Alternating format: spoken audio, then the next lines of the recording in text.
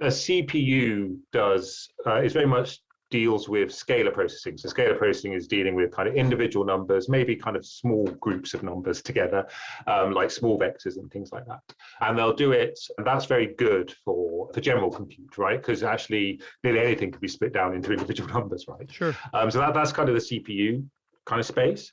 GPUs, what they deal with primarily is large vectors of numbers. I think that's very clear, right? So big contiguous blocks of numbers that are going to come in and you're going to deal with them in parallel. Because they're dealing with them in parallel, they can get better efficiency, so they can go faster on the workloads to the same power. I'd say what you could call the IPUs, say arggraph1 or other ones as well, you could call them graph processors in the fact that they're dealing with data that's where you have to deal with a lot in parallel, so they're highly parallel processors. But the connections between them mean they don't come in big contiguous blocks of vectors.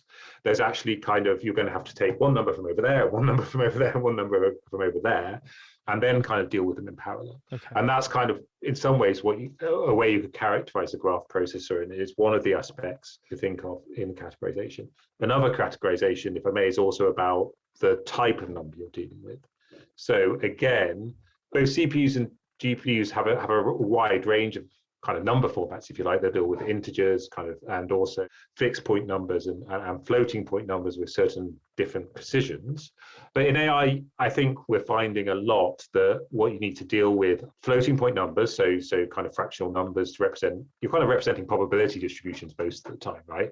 So you don't need a lot of precision. What you need is a lot of range, like if you think of a probability distribution, that's kind of what it is. So again, it naturally, you're dealing with numbers that are low precision floating point with kind of ranges you have to deal with, and kind of randomness involved in there as well, injected in.